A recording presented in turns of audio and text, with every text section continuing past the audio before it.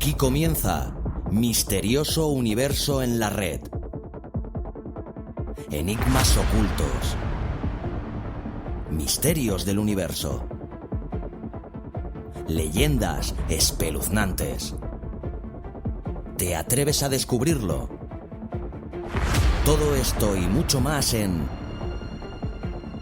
Misterioso Universo en la Red, presentado por Víctor Pérez. Encuéntralo cada semana en tu plataforma de podcast favorita. ¿Estás preparado? Bienvenidos, bienvenidas. Aquí comienza Misterioso Universo en la Red.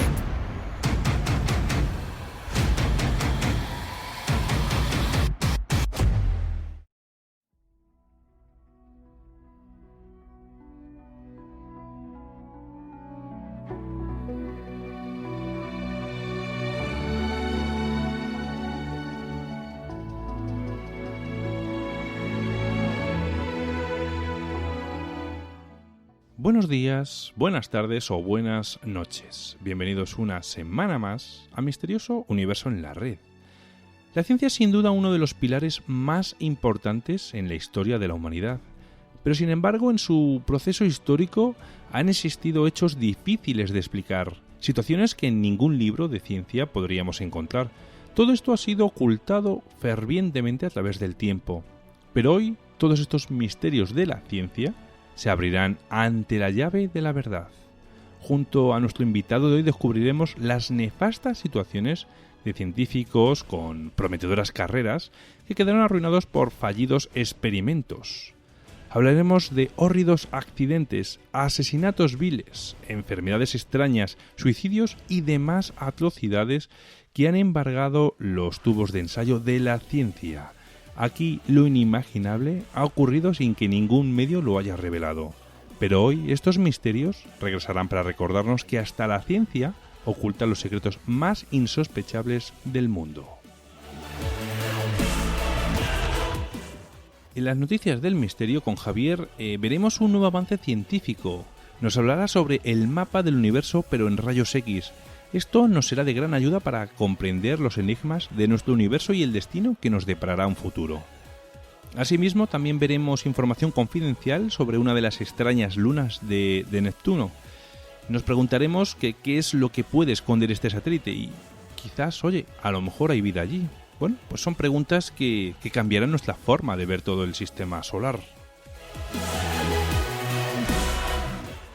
Javier también nos va a traer dos nuevos hallazgos que ha encontrado. El primero es sobre el día en que caían meteoritos y nadie lo creía. Luego nos contará de qué trata esta noticia, porque así por el titular no nos dice nada, pero creerme, merece la pena. Y la segunda habla sobre un increíble hallazgo. La humanidad ya tiene la cifra exacta de cuántas civilizaciones habitan el vasto universo desconocido. ¿Cuál sería esta cifra? ¿Cuántas civilizaciones existirán? Y lo más importante, ¿será que la humanidad está preparada para un inminente contacto con otros seres? Bueno, y por último, también Javier nos trae un experimento llamado Xenon 1T, una prueba concreta sobre la existencia de uno de los elementos más extraños y raros del universo, la desconocida y misteriosa materia oscura. En lugares con historia, nos vamos de viaje con Kela hasta Japón. Allí se encuentra una de las islas más extrañas que esconde una historia perturbadora y enigmática, llena de misterios por doquier, tan antigua que las almas de sus antiguos pobladores deambulan eternamente en el tiempo, protegiendo, eso sí, sus bienes materiales que ahora se encuentran en el absoluto polvo del olvido. Ponte cómodo y sube el volumen de tus auriculares. Empezamos a escudriñar nuestro mundo y todos los misterios del universo. No te despegues, que aquí comienza esta gran aventura.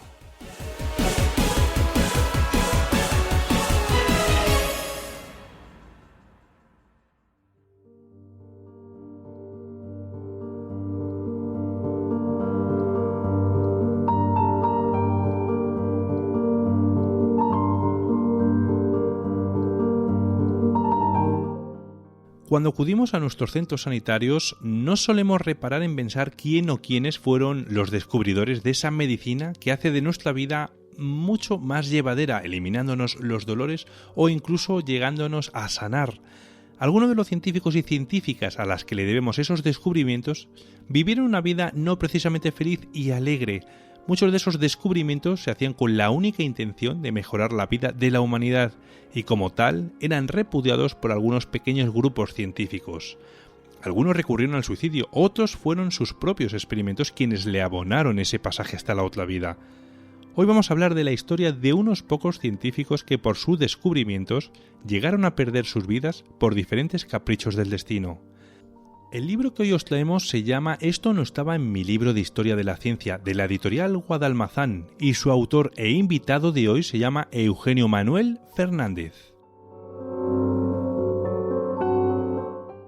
Hola Eugenio, bienvenido a Misterioso Universo en la Red. Muy buenas, Víctor, encantado de estar contigo y echar este ratito. Muy bien, bueno, pues te presento un poco, ¿no? Eres licenciado en física y ejerces de profesor de secundaria en la localidad de Rota. Has publicado varios libros de divulgación científica, entre los que podemos encontrar tres biografías: La conspiración lunar, Vallatimo, Arquímedes, Ampere y Boyle. Como es la primera vez que vienes al programa, me gustaría saber cuál fue tu motivación que te llevó a formarte en la rama científica. Pues la verdad es que la motivación quizá fue un poquito de genética, ¿no? En casa éramos 4 hermanos, todos tirábamos para el tema científico.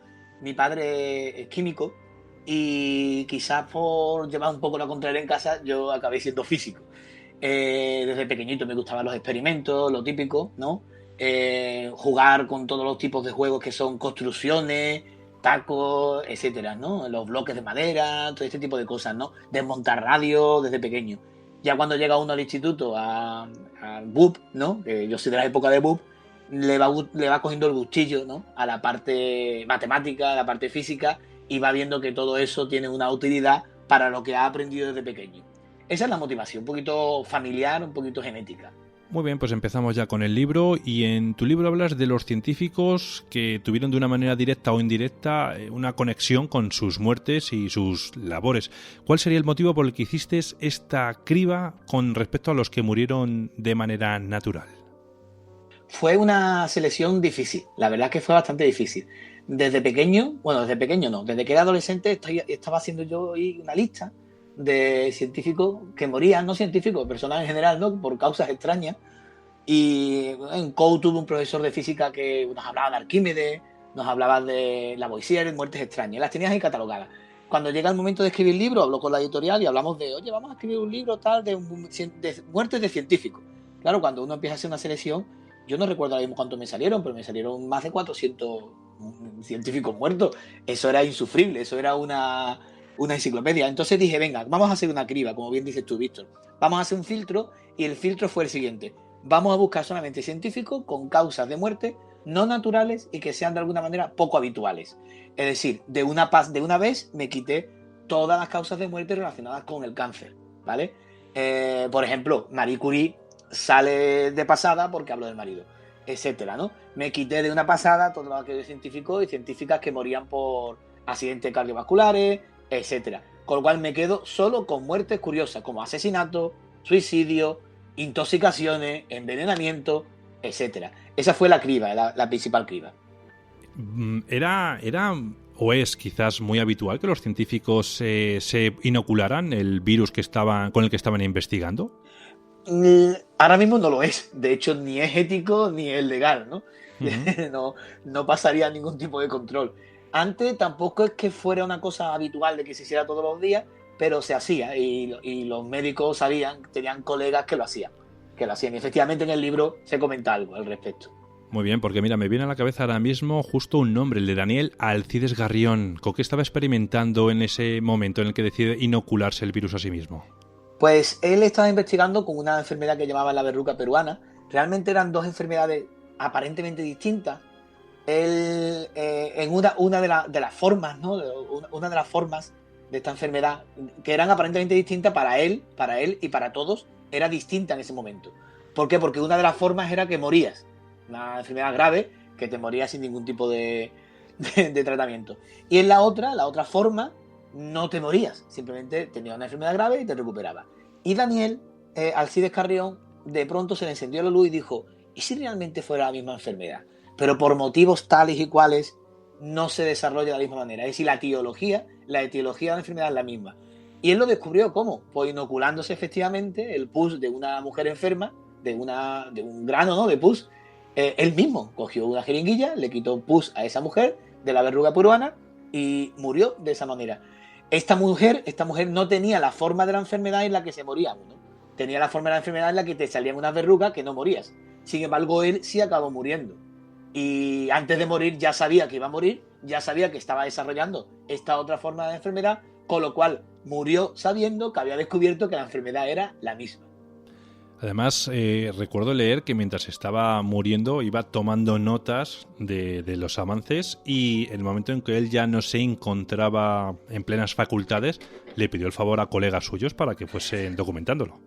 Efectivamente, un tío profesional en la época, ¿no? Ahora mismo no se podría considerar profesional, no sería ético, ¿no? Pero en el momento lo fue. O sea, tenemos que hablar con perspectiva, ¿no? Siempre poniendo las botas de las personas del momento, ¿no? Él fue tomando anotaciones de cómo se sentía en cada momento, de absolutamente todos sus síntomas, ¿no? Y cuando ya llegó un momento en el que sabía que aquello no tenía ningún tipo de remedio, habló con sus colegas para decirle, por favor, seguid tomando anotaciones, que esto que hemos descubierto es importante. Y en su diario, efectivamente, aparecen ya, pues, anotaciones de colegas.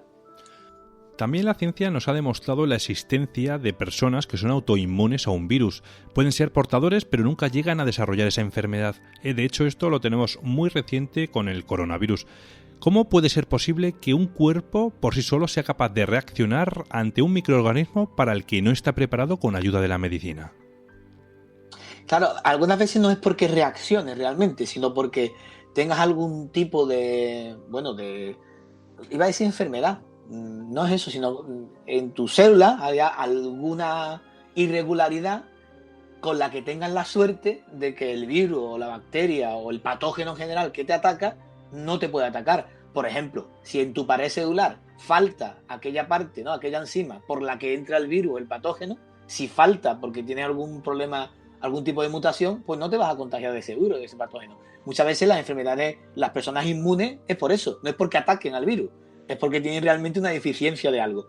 Y efectivamente, con el tema del coronavirus, pues se está observando que algunas personas pues lo tendrán, evidentemente. Y en el libro hablamos de eso, ¿verdad? Eso es, porque en tu libro hablas de una persona que se llama María Malón, o más conocida como María Tifoidea, que contagió involuntariamente a mucha gente, causándoles la muerte. María Tifoidea, a mí me gusta decirlo, y de hecho alguna frase parecida a esta, fue dejando un rastro de muerte allá por donde pasaba, algo así, digo una frase de ese tipo, porque simplemente que se moría la gente de tifus a su alrededor y ella no moría. Era como una especie de superhéroe del tifus, ¿no? Por eso la llaman María Tifoidea. Ella era sirviente, ella cocinera en distintas casas. Claro, iba a una casa, se moría la gente de tifus y se iba a otra. Hasta que se fueron dando cuenta que con esta mujer pasaba algo. Efectivamente, lo que pasaba es que era inmune al tifus de manera natural. No se sabe por qué. Podría pasar que luchara su organismo contra el patógeno o que tuviese algún tipo de cualidad, o como queramos llamarlo, por lo que no se podía contagiar. La acabaron pillando, entre comillas. Quiero decir pillando, entre comillas, porque no era para nada en ese momento una delincuente, ¿no? Una delincuente sería si una vez que lo sepas, sigue ¿no?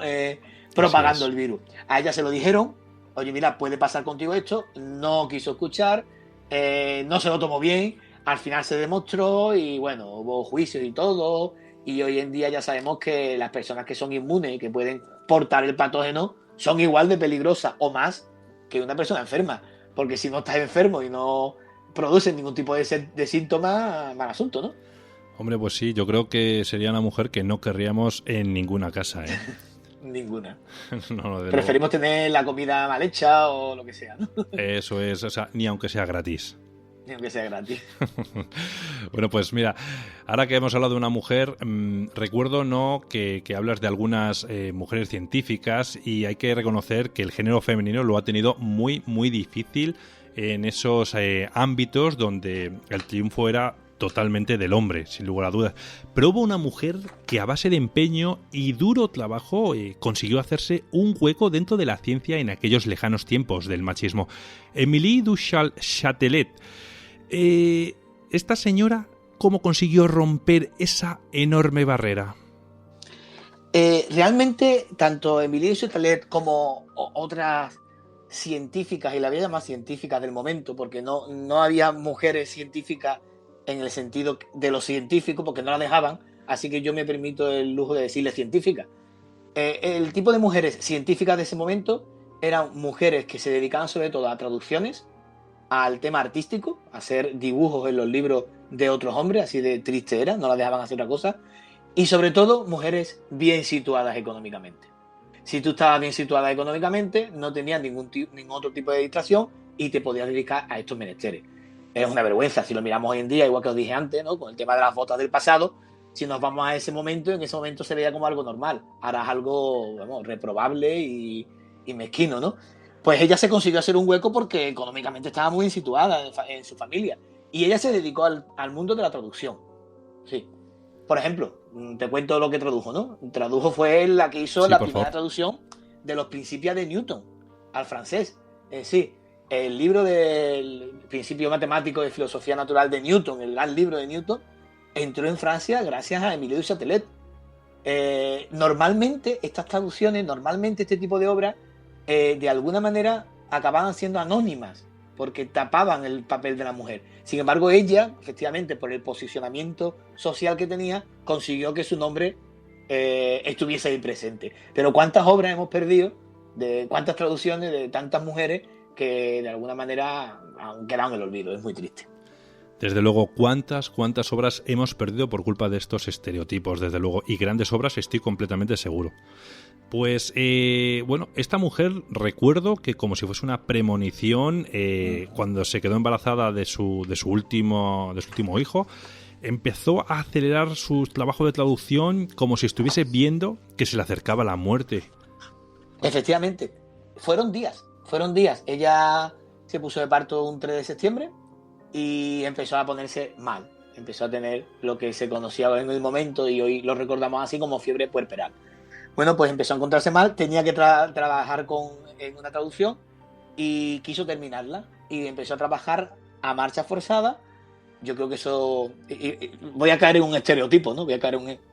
Y lo reconozco. Solo una mujer podría aguantar estar trabajando con tanta fiebre, porque es que ella trabajó todos los días. Para mí es una heroína de los pies a la cabeza, porque estuvo hasta el día 9 de septiembre, estuvo 6 días trabajando sin parar, después de haberse puesto de parto y con fiebre puerperal. El 9 de septiembre terminó su traducción y la fechó al día siguiente, al 10 de septiembre. No la fechó al día 9. El 10 de septiembre murió. O sea, murió el día que fechó la traducción, habiéndolo hecho el día anterior realmente. Efectivamente, una premonición. Parecía que sabía que iba a morir ese día. Una cosa tremenda. Oye, ya que has hablado de la fiebre puerperal, explícanos, ¿en qué consiste esa fiebre? Claro, en la época no se sabía lo que era. Hoy sí sabemos lo que es. La fiebre puerperal simplemente es que cuando... si te pones de parto y tienes algún tipo de herida, algún tipo de magulladura, que es lo habitual, ¿no? Evidentemente, con la dilatación siempre hay algún rasguño, lo que sea. Si estamos con suciedad en el ambiente, lo que sea, pues evidentemente podemos tener una infección. La mujer puede tener una infección. El problema es cuando esa infección entra en el torrente sanguíneo. Estamos hablando entonces de una septicemia.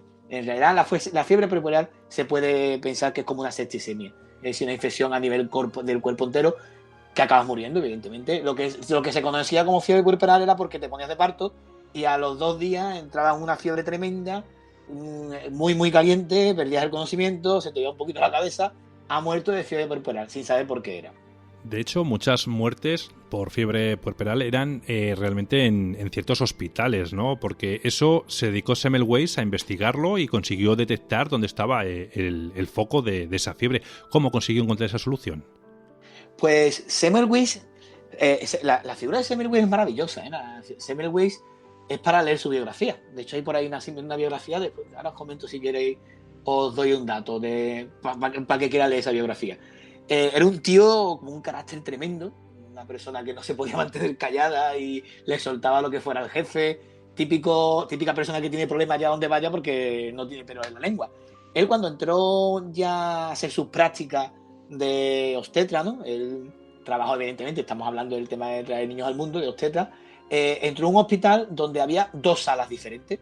En una sala estaban las matronas, que eran las mujeres simplemente, y en la otra estaban los hombres, que eran los obstetras, ¿no? Y en la de los hombres morían más mujeres por fiebre corporal que en la de las matronas. Él observó eso, vio las estadísticas y dijo, ¿por qué mueren más en la sala de los obstetras que en la sala de las matronas? Y se puso a investigar por su cuenta. Y dijo, pues yo creo que va a ser porque no se lavan las manos después de ir a hacer una autopsia. Es decir, las matronas simplemente sacaban niños al mundo. O sea, cogían al niño, el bebé, lo sacaban y punto. Y no hacían otra cosa. Pero los obstetras no, los obstetras también hacían autopsia. Venían de la sala de autopsia sin lavarse las manos. O sea, esto hoy en día es una barbaridad, ¿no? Para que nos hagamos la idea. Sin lavarse las manos se iban, sacaban un niño, con lo cual si las manos estaban infectadas, evidentemente le pegaban lo que fuera a la mujer parturienta. Y él dijo, pues el secreto está en las manos de mis compañeros. Y se montó una revolución. Aquello fue un caos porque él puso una especie de lavabo, ¿no? Con agua para que sus alumnos se lavasen las manos antes de asistir, ¿no? A los obstetras. Y claro, sus compañeros pues, le dijeron que estaban acusándolos de que estaban matando a mujeres. Una historia. De hecho, recuerdo que le costó hasta su puesto de trabajo y tuvo que tirar de influencias para volver a incorporarse. Efectivamente. Se le empezó a ir la pinza en el momento en que empieza a pelearse con los compañeros. Pone carteles por la ciudad diciendo que en el hospital tal no vayáis porque están matando a las mujeres, con lo cual pierde evidentemente su puesto de trabajo. Tenía un colega importante, uno de sus profesores, antiguos profesores, que lo hizo reincorporarse, pero aún así no pudo psicológicamente mantener el trabajo porque él se sentía responsable de la muerte de las mujeres. Tiene un diario, ¿no? Hay por ahí un diario, algunas frases las pongo en el libro, en las que se sentía muy mal, escribía cartas diciendo que se sentía fatal. Al final ya de su vida se le fue tanto la cabeza que se cuenta que se fue a una autopsia, cogió un bisturí, rajó a un cadáver y se rajó después a sí mismo y murió de una septicemia. Se piensa que la septicemia podría haber sido por ese corte o por palizas que le dieron a él en unos momentos en el que estuvo viviendo también en un manicomio. No se sabe realmente por qué fue la septicemia. Ahí queda la incógnita, ¿no? Asesinato o suicidio. No lo sabemos. Desde luego que no. Bueno, pues si quieres darnos esas señas para que nuestros amigos, si están interesados en este señor. Hay un libro, lo voy buscando a la vez que os hablo. Hace un par de meses publiqué yo un libro en Anthony Bosch. No sé si te suena esa, sí. esa editorial. Es una editorial muy buena. Pues en Anthony Bosch hay uno sobre Semmelweis, que no lo estoy amando ahora mismo. Lo podemos decir al final del programa, ¿vale? Es aquí lo tengo, sí. Se llama El enigma del doctor Ignaz Semmelweis, ¿vale? En Anthony Bosch. Es un libro muy interesante.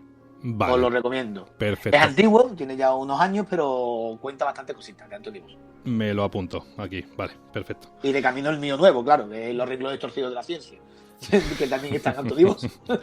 Muy bien, bueno, luego hablamos si quieres también de esos libros, exacto. Bueno, pues otro de los motivos por el cual la humanidad también ha perdido a estas grandes mentes ha sido también la guerra. Y una de esas mentes, sin duda alguna, sería la de Henry Moseley. ¿Cuál fue quizás su aportación a la ciencia? Hombre, indudablemente Moseley ha pasado a la historia como el que demostró o descubrió el porqué. Es complejo explicar el porqué en un programa. Sería dar una clase de física, no es la idea. Simplemente os digo lo que descubrió. ¿Por qué el número atómico de los átomos, de los elementos, es el que es?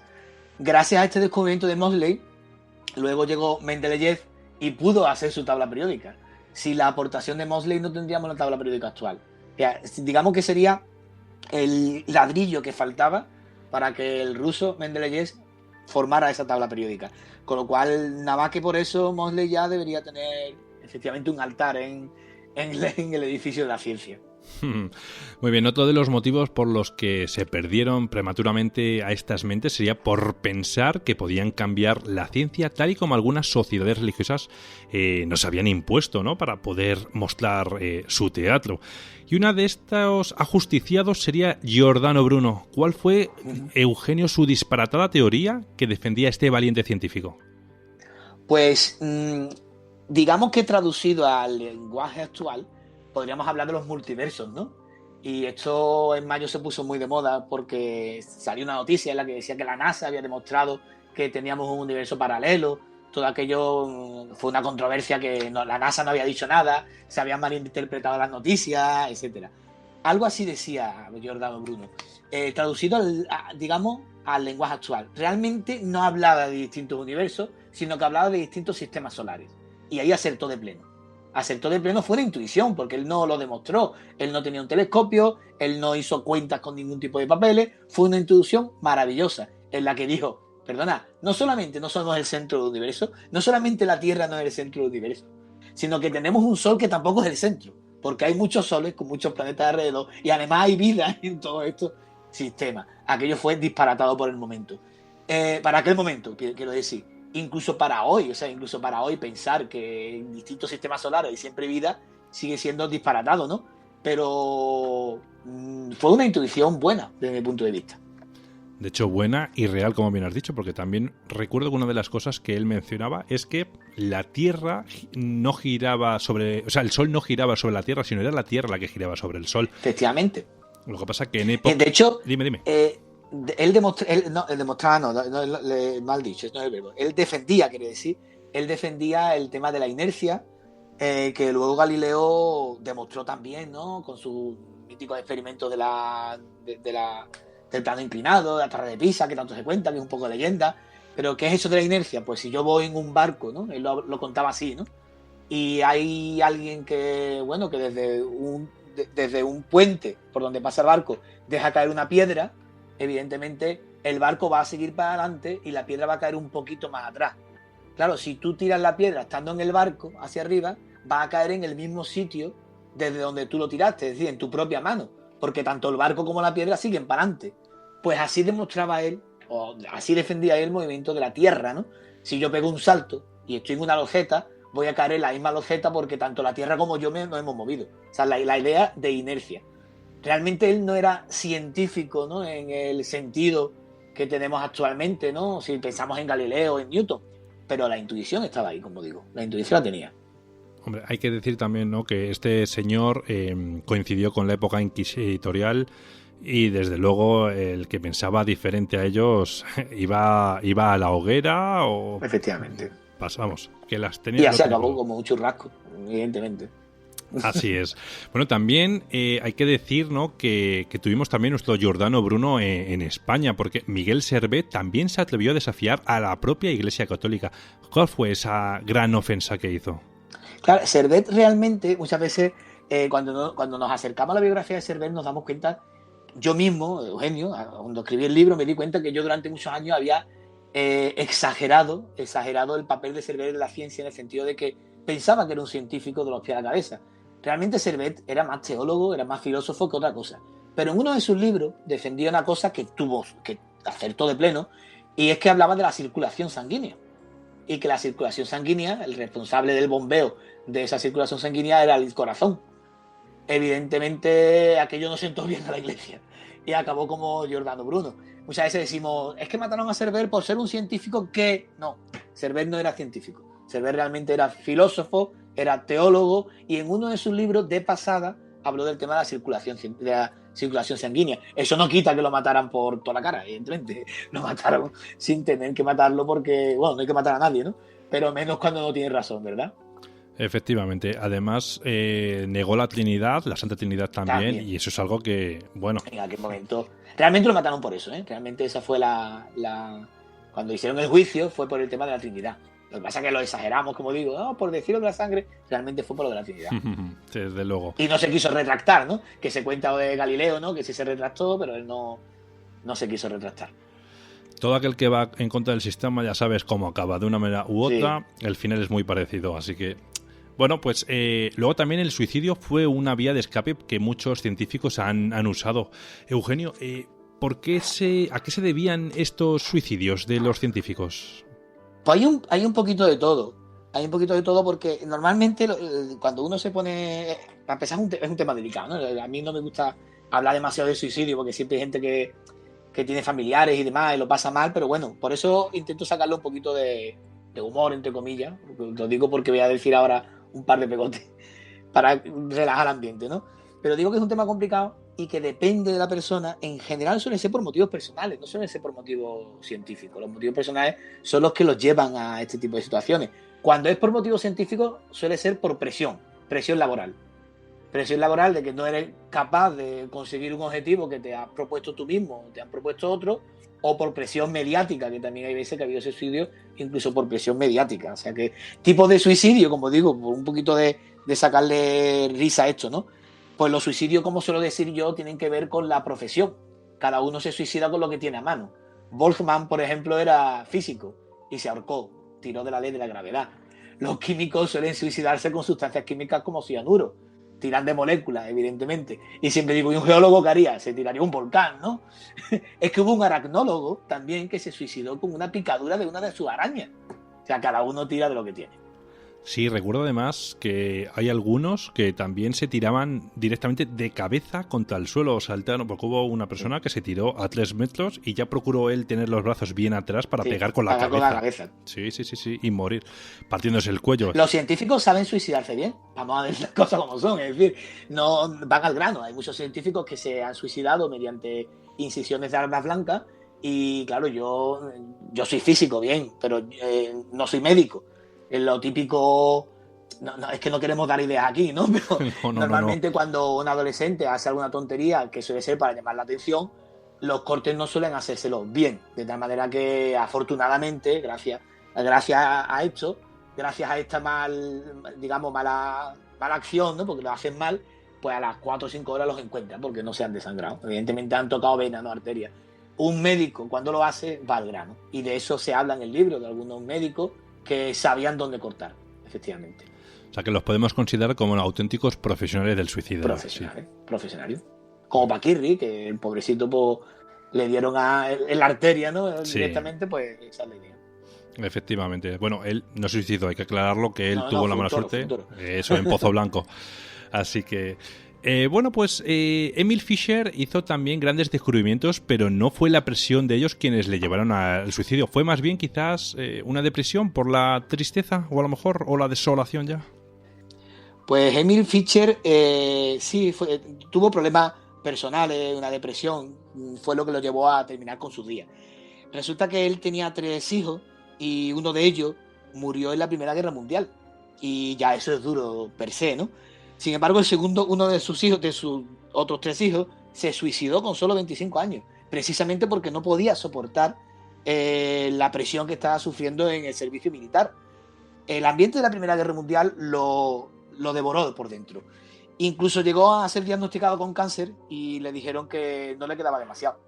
Así que dijo que ya no merecía la pena vivir. Dijo, con todo lo que estoy sufriendo con mis hijos y demás, y tal como voy a acabar, pues se quitó la vida con cianuro, que es una de las sustancias más típicas entre biólogos, químicos y otros científicos. Hay que recordar que ganó el premio Nobel. Fischer es un tío importante en la historia de la ciencia.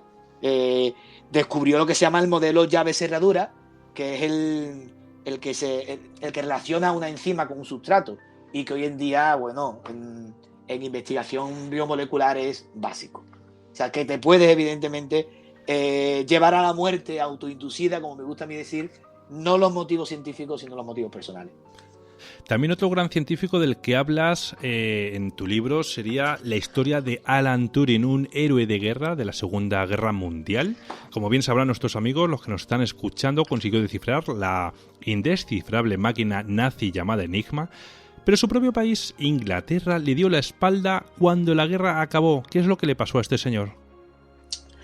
La historia de Turing es tristísima porque él, un día la habían robado en casa. Esta parte no se suele contar y yo la veo fundamental, ¿no? Le robé en casa, descubre que la han robado en casa y va a la policía, evidentemente, a denunciar el robo. Bueno, se planta allí, yo me imagino la situación, sentado delante del policía, y le dice, ¿pero usted que me han robado, vengo a denunciar un robo? Y dice el policía, vale, bien, cuénteme qué sabe usted. Y sospecha de alguien y dice, mira, sí, sospecho de un amigo de mi novio, que es un tío un poco, y fue a contarle la mala pinta que tenía el amigo del novio, tal y cual, pero no lo dejó continuar, porque le dijo, ¿cómo que de su novio? ¿De su novio? Y dice, sí, de mi novio. ¿Que tiene usted novio? Y dice Turing, claro, pues está usted detenido. Estamos hablando de un momento en que en Inglaterra pues en Gran Bretaña, mejor dicho, la homosexualidad estaba perseguida por la ley. Pues lo detienen y lo enjuician y le dan dos opciones, o lo que se suele llamar de manera coloquial castración química, ¿verdad? O cárcel. Evidentemente no quería cárcel, así que decidió la castración química. Y aquello no pudo soportarlo, porque no ya por sí, por la humillación, sino que en aquellos momentos, imaginaros cómo eran los tratamientos hormonales, que no solamente físicamente, sino que también psíquicamente te volvían loco. Y no pudo soportar la presión también mediática a la que tuvo que enfrentarse, y apareció muerto, apareció ya cadáver cuando lo encontraron en su cama con una manzana al lado de él mordida. Claro, aquí hay una controversia muy grande porque hacen el análisis de la manzana, en la manzana había cianuro, efectivamente, pero nunca llegaron a hacer el análisis del cuerpo, no hicieron una autopsia clara en el que se dijera que había cianuro en el interior del cuerpo de Turing. Pero bueno, blanco y en botella, evidentemente, una manzana con cianuro y un hombre muerto al lado con olor a cianuro en la boca, que los policías huelen, cianuro huele muchísimo. Se vio por entendido, pero la familia nunca quiso reconocer, y sigue sin reconocerlo, porque hay familia todavía cercana a él, que se suicidó. Porque si era un tema tabú la homosexualidad en aquella época, el suicidio todavía era peor. De hecho, como recordatorio quizás, Steve Jobs, el símbolo de Apple es en honor, o se cree que es en honor a Alan Turing, ¿no? El bocado ese que tiene la manzana. A mí me encanta esta leyenda porque nunca lo han confirmado ni nunca lo van a confirmar. Siempre digo lo mismo, porque si lo confirman se acaba la leyenda y ya dejan de hablar del tema. Realmente hay un logo anterior al logo actual de Apple, ¿no? En el que aparece Newton debajo de un manzano y te cae la manzana en la cabeza. Y ese logo al final acaba progresando y se ha convertido solamente en una manzana con un bocado. Claro, como digo yo, los Turing trastornados, como yo, que soy un Turing trastornado, pues nos gusta este tipo de leyenda. No es cierta, yo no creo que sea cierto que Steve Jobs lo hiciera por eso, pero bueno, por soñar tampoco perdemos nada, ¿verdad? Desde luego que no, de hecho nos encanta a todos, yo creo que soñar, ¿no? Creer en fantasías, desde luego. Bueno, pues hablando de conspiraciones quizás como la de Alan Turing, se me viene a la mente la muerte de David Christopher Kelly, que la verdad que no está muy claro si fue un suicidio quizás o un asesinato, porque estuvo ahí relacionado, ¿no?, con unos documentales de la BBC con respecto a un documental en el cual exponían creo que las armas químicas, ¿no?, o biológicas de Reino Unido. Sí, porque él era microbiólogo y él había tenido algunas entrevistas con periodistas de la BBC, como cualquier científico, ¿no?, de cierto calado, ¿no?, de cierta reputación, y como lo habían visto en estas entrevistas y demás, pues alguien se sacó de la manga que efectivamente él estaba apoyando a Irak en la guerra microbiológica, etcétera. Claro, primero salió eso a la luz, ¿no?, como sería una forma de poner su imagen en entredicho. La BBC luego salió en su defensa y dijeron que no, que eso no era verdad, que de ninguna manera habían dicho en ningún momento que él estuviese relacionado, ¿no?, con el tema de Irak y demás, pero el mal ya estaba hecho y ya sabemos cómo es la opinión pública. Cuando se dice una noticia que es falsa, casi todo el mundo se lo cree, y cuando se refuta la noticia estamos dormidos o nos estamos tomando una cerveza o no escuchamos el momento de la refutación y seguimos pensando mal de la persona que se ha hablado mal. Él sufrió un verano muy malo, perseguido efectivamente por otros medios de comunicación, y en uno de sus paseos apareció muerto. El gobierno hizo una especie de informe. Voy a leer la frase que me gusta leerla de manera exacta, y en el informe decía el forense: una muerte típica de una lesión autoinfligida. O sea, qué forma es, por no decir la palabra tabú, ¿no?, suicidio, autoinfligida. Y luego dice que la causa es totalmente compatible de ser realizada con un arma blanca. Nunca se supo si fue un cuchillo, una navaja, no se supo el qué. Simplemente apareció con corte, desangrado, lejos de su casa. No, tampoco tan lejos, no recuerdo. A 1 kilómetro, recuerdo. ¿Cuánto? A 1 kilómetro, sí. En los paseos que daba él matutino por la mañana. Y no se sabe, se quedó siempre en el misterio. Porque hay gente que incluso dice, de que estamos hablando de fantasear, que efectivamente lo mataron, ¿no? Pues gente relacionados con el régimen de Irak, otros que decían que era el gobierno británico, una historia. Nunca lo sabremos. Sí, además, bueno, uno quizás de los encadenantes, ¿no?, de una conspiración con respecto a este hombre fue que el informe suyo, el informe de la autopsia, no se quería revelar al principio bajo ningún concepto, y cuando se le empezó a acusar a Gran Bretaña, realmente bajo el mandato del ministro Blair, es cuando se vio obligado a mostrar un informe al menos, no sé si el real o un inventado. Correcto. Y nunca se sabrá si el informe se hizo en el momento concreto o se hizo para abrirlo, digamos, se hizo a posteriori. Eso no lo sabremos. Bueno, como la gran mayoría de las conspiraciones, ya lo sabes, que nos vamos a quedar con las ganas, y ni aunque pasen los años que están censurados esos documentos, no nos vamos a enterar. Llegarán a falta de páginas, desde luego. Muy bien, pues pasamos, si quieres, a la siguiente científica que nos ha llegado, como todos, a través de la gran pantalla. Estoy hablando de Dian Fossey, que dedicó su vida al estudio de unos gorilas en una zona determinada de África, en Ruanda, si no recuerdo mal. ¿Cuál fue la tarea que se le encomendó en un principio con respecto a estos gorilas? Pues a mí la figura de Dian Fossey me encanta. Ella era una de las que le llamaban los ángeles del X, ¿no? Que era el primatólogo que la contrató. Un primatólogo que contrata a Dian Fossey para efectivamente trabajar con gorilas. Este primatólogo, por otra parte, trabajó con orangutanes y con chimpancés, con otras 2 primatólogas. A ella le tocó los gorilas. ¿Qué tiene que hacer? Solo censarlo, contarlo. A ella la mandó allí para decir, tú cuenta los gorilas y te viene. Pero como suelo decir yo, se extralimitó en su trabajo. ¿Por qué se extralimitó? Porque acabó formando parte, literalmente, de la familia de los gorilas. Es decir, se metió en la vida de los propios gorilas y llegó a sentirse uno más de los gorilas. Y eso acabó enloqueciéndola, con terribles consecuencias.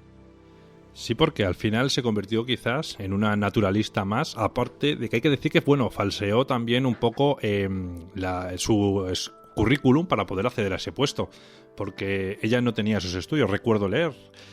No, ella efectivamente era, no recuerdo bien cómo sería en español, terapeuta, algo así. Terapeuta ocupacional. Terapeuta ocupacional. No sé realmente ahora mismo, que me perdonen los que estén titulados en esta titulación, pues no recuerdo bien el nombre. Y eso precisamente la ayudó, porque estaba muy acostumbrada a trabajar con niños con problemas, de hecho, y eso la ayudó a trabajar con animales, aunque no parezca mentira, vamos. Y falseó, a él lo engañó un poquito, diciéndole que le gustaba, a Lecky quiero decir, que le gustaban mucho los primates, que también que es verdad que le gustaba y demás. Y pudo trabajar con los animales gracias a eso, ¿sí? Bueno, gracias a ese falseamiento inicial, ¿no?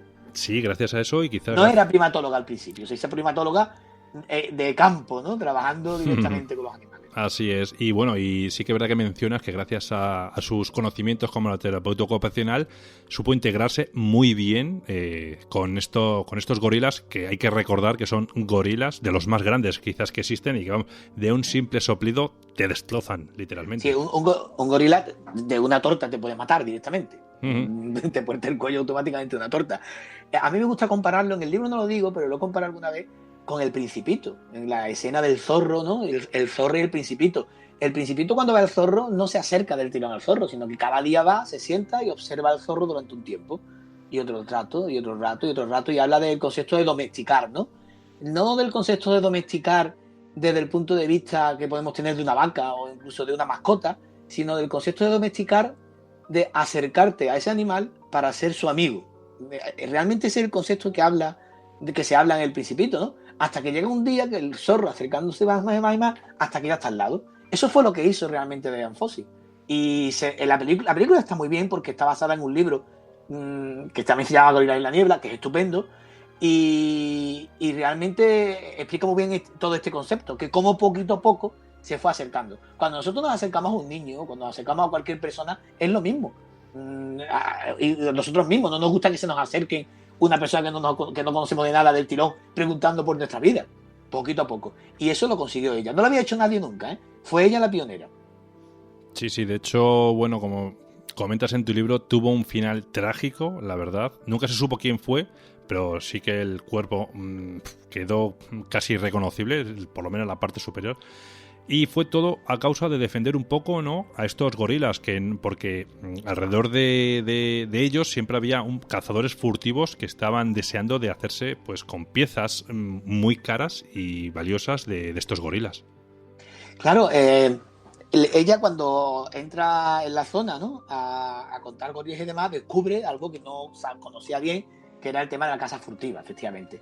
Por caza furtiva hablamos de caza ilegal, incluso para los países de los que estamos hablando, pero que de alguna manera los dejaban. Bueno, no pasa nada, que casen y tal y cual. Pero claro, Dian Fossey, cuando hace el recuento, se da cuenta, valga la redundancia, de que se están extinguiendo, que el gorila de montaña se está extinguiendo y que la única forma de conseguir que no se extinga es parando estos cazadores furtivos.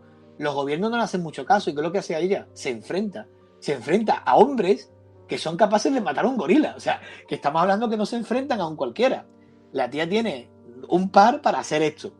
Poquito a poco va consiguiendo muchas cosas, encuentra muchos aliados, encuentra más ayuda que no ayuda, por decirlo de algún modo.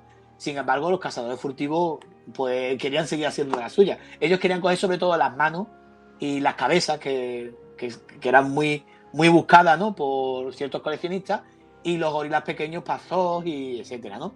Pues nada, apareció efectivamente una mañana en su tienda de campaña pues, con un arma blanca, estilo pues, parte coco, algo así se habla, ¿no? Abre coco, estas espadas grandes que hay, sí. Abriéndole la cabeza en dos. Evidentemente fue un asesinato, ¿no? Ahí no hay duda. ¿Quién fue? Nunca jamás se va a saber, porque sería cualquier cazador furtivo. O sea, cualquiera, que igual está vivo, porque a lo mejor es muy joven y ahora mismo es viejete, no lo sabemos. No lo vamos a saber nunca. Sí, desde luego. También te digo que pienso, que sería un error no nombrar a Pierre Curie, porque es un gran científico que junto con su mujer Madame Curie o Marie Curie, como la queráis llamar, hicieron grandes avances en el campo de la radiación. Pero no fue ni de lejos su único aporte en la ciencia. También descubrió la pieza piezoeléctrica, exactamente, ¿no? Eugenio, ¿en qué consiste este descubrimiento? Él descubrió realmente una cualidad, ¿no? de la materia que se llama piezoelectricidad, ¿no? La descubrió él y su hermano Jacques, ¿vale? Fueron los dos, lo que pasa es que la figura de Pierre es más conocida. Y lo descubrió con el cuarzo, y resulta que el cuarzo, cuando comprimimos el cuarzo, se produce una diferencia de potencial, es decir, una corriente eléctrica que podemos medir o utilizar. De hecho, hoy en día, yo siempre suelo poner el mismo ejemplo, se utiliza en cantidad de objetos tecnológicos, pero me gusta el tema de las ecografías. Hay un material piezoeléctrico dentro de la ecografía que está relacionado evidentemente con la parte de la palabra eco, ¿no? Entre comillas, estamos hablando de ultrasonido. Esos ultrasonidos realmente son vibraciones y esas vibraciones están relacionadas con un material piezoeléctrico que al vibrar o recoger la vibración producen una diferencia de potencial. Entonces el descubrimiento de Pierre Curie es muy grande, es muy importante para nosotros hoy en día, y es una pena que quede ensombrecido, pues, que le haga sombra, o el descubrimiento también importante de la radiactividad natural junto con su mujer, ¿no? Y ya para ir terminando la entrevista, me gustaría hablar de un gran hombre que marcó un antes y un después aquí en España, ¿no? En la península ibérica. Terminó sus días tal y como los vivió, trabajando en lo que más le gustaba, aprendiendo de la naturaleza. Félix Rodríguez de la Fuente no hizo realmente grandes descubrimientos como la penicilina o quizás alguna cura de alguna enfermedad. ¿Cuál fue realmente su aportación a la parte científica como para poder incluirle en este libro? Félix Rodríguez de la Fuente aparece ya en la introducción del libro, porque para mí, cuando hablamos de ciencia, ¿no? O de personas dedicadas a la ciencia y muertes curiosas o poco habituales, evidentemente un accidente de helicóptero en Canadá está dentro de esa categoría. Claro, uno dice, bueno, pero es forzado porque realmente no era científico, era documentalista. Hombre, para mí, ¿por qué está en el libro? Porque él motivó y sigue motivando que muchas personas estudien carreras científicas. Muchas personas de mi generación, nacidas en los 70, en los 80, han estudiado su carrera científica gracias a lo que Félix Rodríguez de la Fuente despertó dentro de sí mismo. Aún así, él introdujo, por ejemplo, en España, el tema de las aves de cetrería, las aves de caza en los aeropuertos, por ejemplo, ¿no? Hoy en día controlamos, ¿verdad?, pequeñas aves como palomas, gorriones y demás en un aeropuerto gracias a halcones peregrinos que introdujo Félix Rodríguez de la Fuente. ¿Y por qué queremos controlar estas pequeñas aves? Ya sabemos, para que no se metan en las turbinas y tengamos un accidente, ¿verdad? Félix Rodríguez de la Fuente, antes de ser documentalista, era cetrero. Tenía una serie de aves, ¿no?, de caza, y era un gran cetrero. Entonces, realmente desarrollar ciencia no desarrolló, pero sí nos enseñó ciencia a todos los españoles, nos enseñó ciencia a todos los hispanohablantes. En Latinoamérica se ha visto muchísimo y ha sido traducido, ¿eh? Y ha sido evidentemente pionero en la forma de grabar. De hecho, yo creo que sin su presencia jamás podríamos tener quizás a muchos animales, como hoy en día tenemos abundancia de los lobos, por ejemplo, que él fue un gran defensor de esos animales. Sí, la imagen de gente de mi edad, ¿no? Gente de mi quinta, ¿no? De 40 para arriba. Si piensa en Félix Rodríguez de la Fuente, siempre se imagina a Félix Rodríguez de la Fuente rodeado de lobos. O sea, una cosa que nos viene a la cabeza. Y es que él cambió por completo la opinión que teníamos los españoles de los lobos. De personas mucho mayores, ¿no?, que nosotros. Personas que pensaban que esos lobos eran enemigos del ser humano, porque evidentemente durante una época en la que había evidentemente necesidades económicas, ¿no?, y por ende necesidades culinarias, pues el lobo estaba visto como un enemigo porque se comía las ovejas. Vamos a resumirlo de esa manera, muy resumido, y entonces el lobo era el malo. Félix Rodríguez de la Fuente demostró que no, que el lobo formaba parte de la vida del ser humano y lo había formado durante milenios. O sea que no solo lo demostró, sino que hoy en día sabemos perfectamente que un lobo puede ser domesticado. No como un perro exactamente, pero se puede trabajar con él para domesticarlo de alguna manera.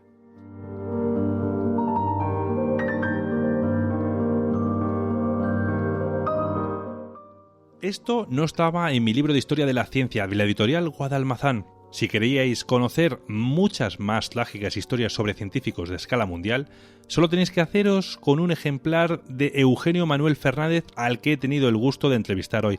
Eugenio, al principio me hablaste de un nuevo libro que has sacado. Cuéntanos, háblanos de él.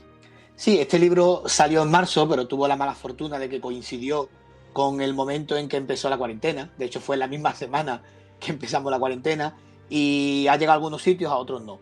El libro tiene el título de Los renglones torcidos de la ciencia, con un subtítulo que es De la antimateria a la medicina moderna. Está publicado en la editorial Anthony Bosch. ¿Y de qué nos habla este libro? Bueno, este libro, de alguna manera, habla de la ciencia básica y de la ciencia aplicada. Por un lado, de la ciencia básica nos habla de pequeñas historias de la ciencia, historias parecidas al libro de Guadalmazán del que hemos estado hablando durante esta hora, es decir, historias curiosas que nos despiertan un poquito de interés. Y después una segunda parte del libro sería esta ciencia aplicada de la que hablo, en concreto de cómo toda esta ciencia básica anterior nos ha conducido a tener hoy en día una máquina como el PET, es decir, la tomografía de emisión de positrones. Es decir, en el libro cuento la historia de cómo hoy en día tenemos esta máquina que nos sirve, por ejemplo, para diagnosticar o tratar el cáncer. De eso habla el libro, y es un libro cortito, no llega a 200 páginas, se puede leer rapidito, es muy ameno. Y como digo, está en la editorial Anthony Bosch, lo podéis encontrar en papel y lo podéis encontrar en digital. Muy bien, y por si los amigos que nos están escuchando quisieran ponerse en contacto contigo, ¿cómo podrían hacerlo? Pues normalmente yo estoy en las redes sociales más habituales, en Twitter, que es donde, digamos, más me manejo. Mi nick de Twitter sería @Eugenio Manuel, ya está, con la primera con mayúscula Eugenio y la M de Manuel con mayúscula. Normalmente hay gente que me manda un tweet en abierto, yo le contesto, abrimos un privado, lo que sea, normalmente por Twitter.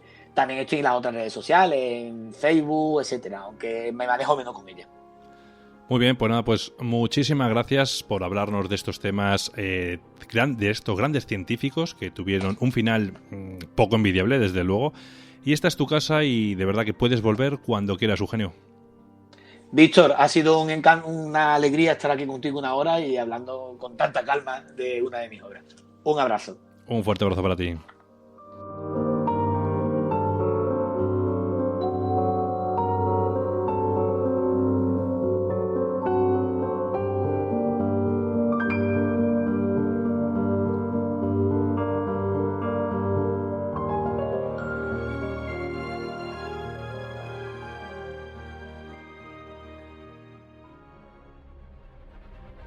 Noticias de Misterioso Universo en la Red, con Javier Gil.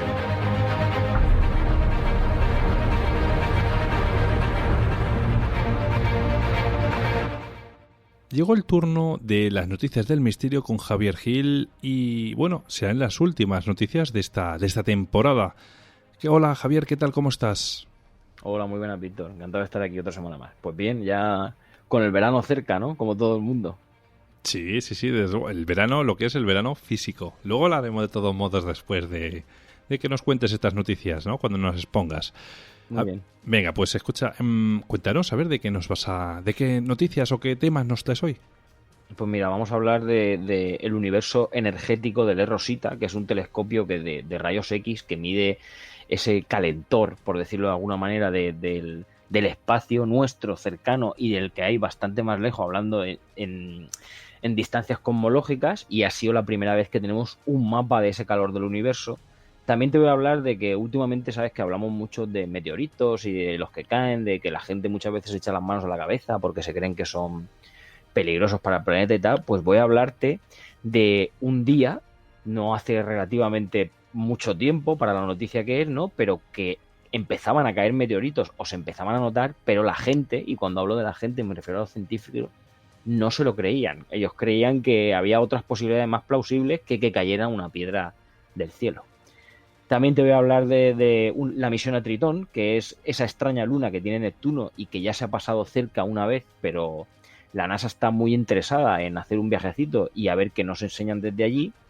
También te voy a hablar de un avistamiento ovni en Japón, que pasó hace pocas semanas y que venía muy a coalición después de sacar Japón, qué casualidad, ese mensajito de nosotros nos vamos a preparar por si acaso, por una invasión extraterrestre, los ovnis y tal. Bueno, pues se descubrió algo en Japón que no tenía mucha explicación. Y por último te voy a hablar del experimento Xenón 1T, que es una maquinaria muy curiosa que hay metida en una especie de hoyo en cierto lugar y que se dedica a estudiar algo que ha descubierto, ellos creen que han descubierto una manera de funcionar, entre comillas, de la materia oscura y algo más, pero hay que corroborar esos datos y veremos a ver si alguien más los puede reproducir. Muy bien, bueno, pues venga, pues empecemos con la primera y háblanos de ese universo energético llamado Rosita, ese telescopio de rayos X. Pues sí, mira, alrededor de este telescopio de rayos X, como bien has dicho, el Rosita, durante 182 días ha completado su primer barrido completo del cielo, en el que llevaba más o menos trabajando durante un año. Este nuevo mapa del universo, caliente y energético, como te he comentado al principio, contiene más de 1 millón de objetos, y hay que decir que esto es duplicando aproximadamente el número de fuentes conocidas de rayos X descubiertas durante los 60 años de historia de la astronomía, hablando de siempre y cuando de los rayos X. La mayoría de estas nuevas fuentes son núcleos galácticos que están muy activos, y hay que decir que la mayoría están a distancias cosmológicas bastante considerables, pero que marcan el crecimiento de gigantescos agujeros negros a lo largo de este tiempo cósmico. 1 millón de fuentes de rayos X que revelan la naturaleza de este universo caliente. Digamos que esta es la cosecha impresionante de esta primera exploración de todo el cielo hecha con el telescopio Rosita a bordo del Observatorio Espacial Ruso SRG. En esta primera imagen que nos ha ofrecido completa, ¿no?, del cielo, el Rosita nos ha enseñado que es aproximadamente 4 veces más profunda que la anterior imagen que había de todo el cielo y que fue realizada en su día por el telescopio Rosat hace nada más y nada menos que 30 años. Y lo que pasa es que en esta nueva versión de la imagen se han producido alrededor de 10 veces más fuentes. Hay que decir que casi todas las descubiertas por los telescopios de rayos X anteriores se han visto superadas por este nuevo telescopio. Que la mayoría de la clase de objetos astronómicos emite en rayos X, ¿no? El universo caliente y energético se ve muy diferente al que se ve por los telescopios ópticos o telescopios de radio. Mirando fuera del cuerpo de nuestra galaxia, la mayoría de las fuentes de que ha encontrado Rosita pues son núcleos galácticos activos que acumulan agujeros negros supermasivos. También hay varios cúmulos de galaxias que aparecen como con ciertos halos de rayos X que brillan mucho gracias a ese gas caliente que tienen en esas concentraciones alrededor.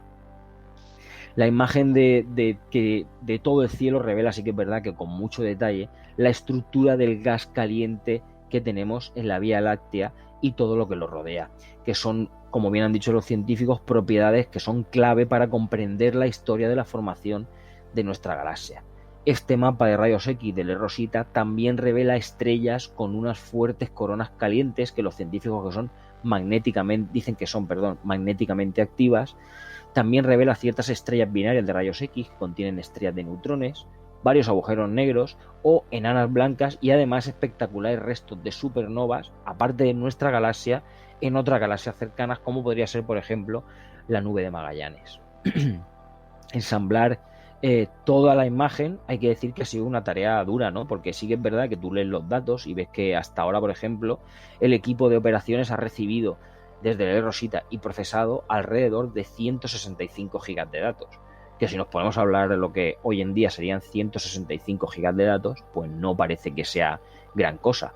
Pero parece que operar este tamaño en cuanto a fotografía, mandado desde el monitorizado desde lo que es el telescopio y operado allí mismo, parece que sí que tiene cierta peculiaridad y que es bastante complicado de ensamblar. Hay que pensar que hablamos de 165 gigas en fotografías de unos recuadros muy pequeños del universo y que tienen que ir ensamblando los científicos poco a poco. Así que mientras que el equipo ahora mismo está ocupado analizando este primer mapa de todo el cielo y utilizando todas estas imágenes y todos estos catálogos, ¿no?, para profundizar en esa comprensión de la cosmología y en esos procesos astrofísicos de alta energía, hay que decir que el telescopio continúa barriendo el cielo a ver qué más encuentra en esa esfera de los rayos X. Realmente toda esta información salió en Europa Press y lo que dicen los científicos es que en general, ¿no?, en aproximadamente 3 años y medio, 4 años, ellos planean obtener hasta 7 mapas similares a este y que cuando los tengan todos y los combines va a ser un factor de por lo menos 5 veces mejor que el que tenemos ahora mismo y será utilizado por astrofísicos y cosmólogos durante décadas para el estudio de nuestro universo y de lo que podemos ver a vista de telescopio.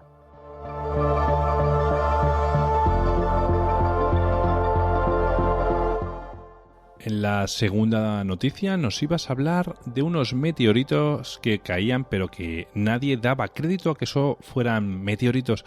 ¿Qué día exactamente fue este acontecimiento?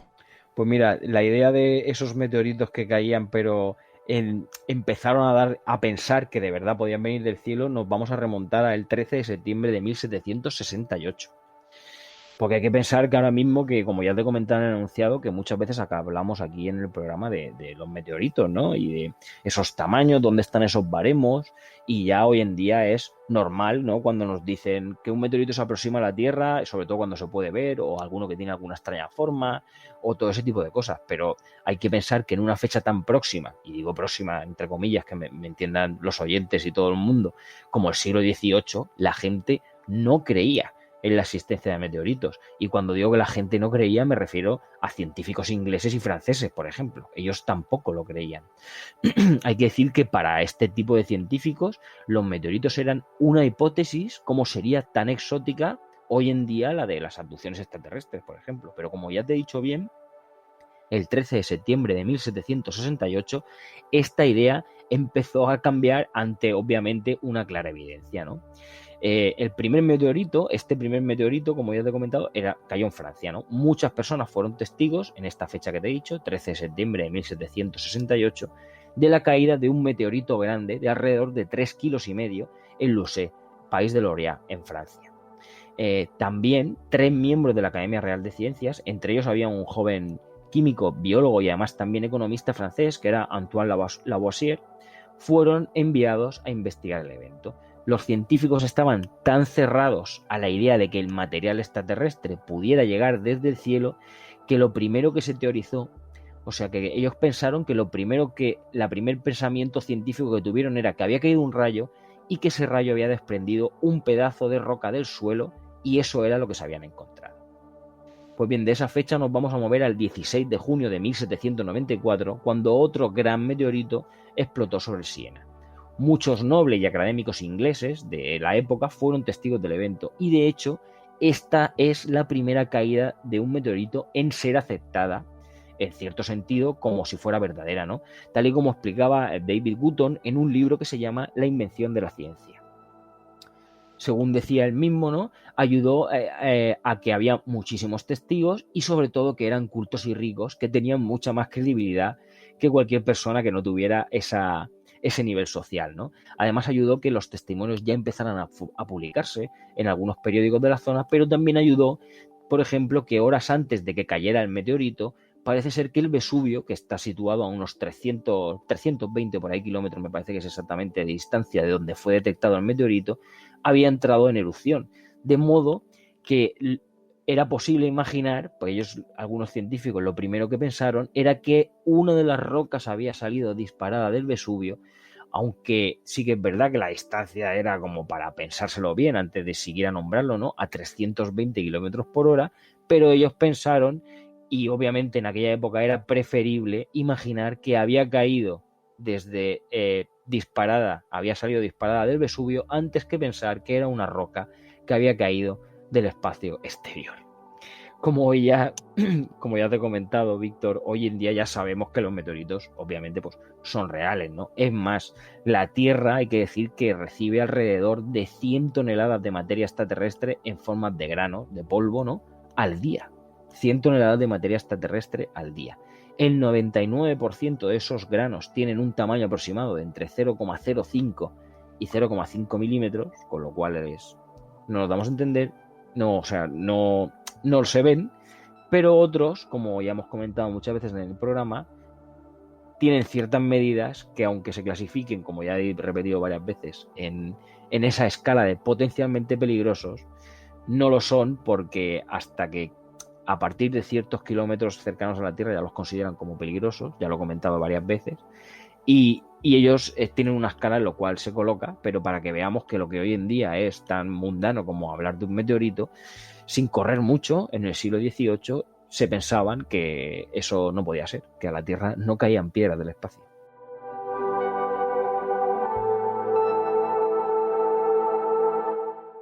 En la próxima noticia nos vas a hablar sobre una misión que van a llevar hasta la luna de Neptuno, que se llama Tritón. Y esta es una luna un tanto extraña, según me has comentado. ¿Pero por qué es extraña? ¿Qué tiene de especial esta luna? Pues mira, hay que decir, como bien hemos dicho en el enunciado, ¿no?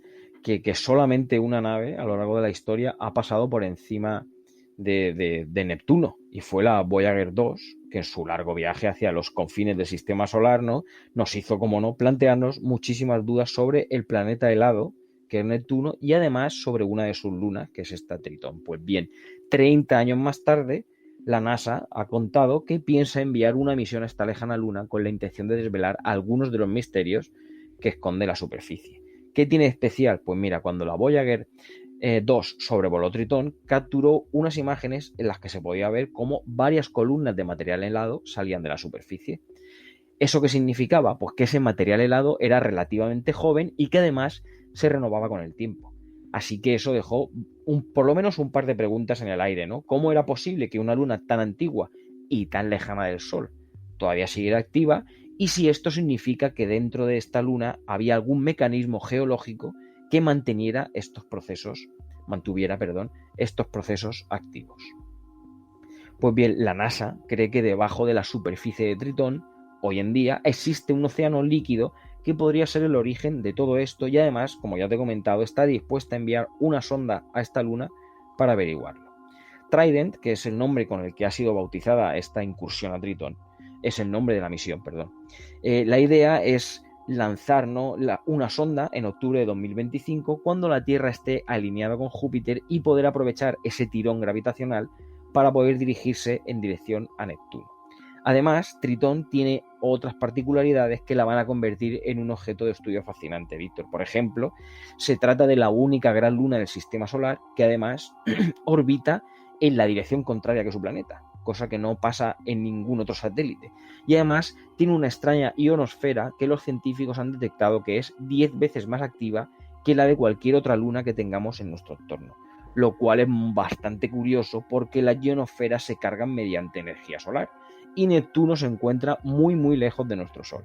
Así que será por lo menos muy esperanzador, ¿no?, poder estudiar más acerca de este rincón de nuestro sistema solar, que no está tan lejos, pero que parece que para la NASA es muy fascinante, y desde luego si encontramos una explicación a ese material helado y por qué gira al contrario que todas las demás, tendremos ahí un punto para contar cosas en el futuro que me parece muy interesante.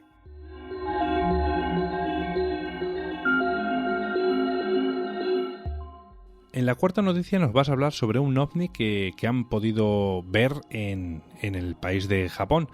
Cuéntanos, Javier, ¿cómo fue este avistamiento? ¿Por qué es especial este avistamiento para que lo hayas traído hoy? Pues sí, mira, lo traigo porque ha sido relativamente cercano a que el gobierno japonés dijera que iban a preparar un plan contra los ovnis, porque estaba viendo que si Estados Unidos había dicho que de verdad existían con esos vídeos, ellos también vinieron a preparar algo. Pues qué curioso que pocas semanas después, ¿no?, se haya encontrado este misterioso objeto volador, que además tiene apariencia de globo, y que fue visto en el norte de Japón, y que hay que decir que, como no, causó un gran revuelo en la población y también en las autoridades, ¿no? Este objeto no identificado fue visto por primera vez, como ya te he comentado, hace pocas semanas, cuando varios vecinos de la ciudad de Sendai, en el norte, difundieron varias imágenes en las redes sociales. Como te puedes imaginar, pues había de todo, ¿no? Había gente que ¿esto qué es? ¿Alguien me lo puede explicar? Esto es una cosa blanca que no se mueve, esto está aquí parado y todo etiquetado con objeto volador no identificado. Pues bien, algunos, como no, usuarios de todo este tipo de redes sociales especulaban con que se trataba obviamente, de un avistamiento de un ovni. Otros que podía ser la manifestación del coronavirus, cosa que no acabo de entender muy bien. Había otros que divagaban con que podía ser propaganda norcoreana, y hasta preveían algunos otros que era el inicio de un posible ataque extraterrestre, según he ido mirando y recopilando en varios medios internacionales, ¿no? Hay que decir que las propias autoridades ya se vieron sorprendidas por este objeto, ¿no?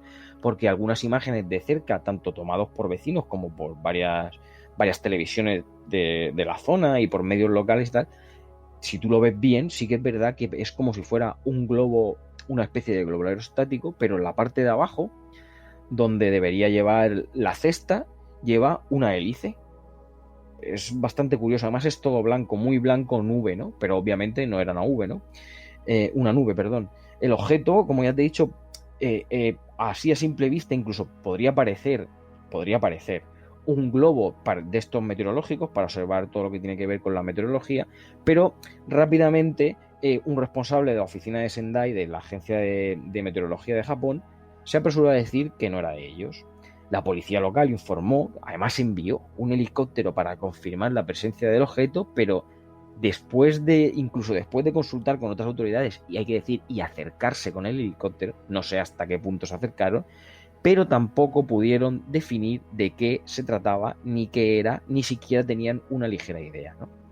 Por su parte, también el Departamento de Aeronáutica de la Universidad de Kyushu desmintió que el artefacto fuera suyo, porque también circulaban ciertos rumores sobre el tema de que era un proyecto de aeronáutico de la universidad. Pues bien, un profesor asociado al departamento de esta universidad, que era Shinichiro Higashino, explicó a Fuji TV que unas imágenes más cercanas del objeto parecía indicar que lo que tenía en la parte de abajo no eran unas hélices, sino unos paneles solares. Incluso él mismo dijo que era posible que llevara a cabo ciertas observaciones científicas o supervisara algo, pero hay que decir que hasta el día de hoy nadie ha reclamado ni nadie ha dicho este he sido yo. El misterioso objeto, como te puedes hacer una idea, estuvo en todas las cadenas de noticias, incluso fue el objeto de una pregunta al portavoz del gobierno en la rueda de prensa que da diariamente. El portavoz del gobierno, que es Yoshihide Suga, dijo que el gobierno estaba al tanto del artilugio, pero descartó varias posibilidades, ¿no?, como que pudiera causar daños o que fuera obra de gobiernos extranjeros. Voy a decirte, Víctor, que el enigma seguramente va a perdurar, puesto que el objeto parece ser que se dirigió hacia el Océano Pacífico, donde las autoridades japonesas perdieron su rastro. Así que vamos a estar atentos a ver qué más se descubre sobre este extraño globo con una especie de hélice bajo, blanquecino, que además es súper curioso, y la gente, si quiere, lo puede buscar en internet, los vídeos y alguna foto que hay, y verás que por lo menos llama la atención, y vamos a ver qué más nos cuentan nuestros amigos japoneses.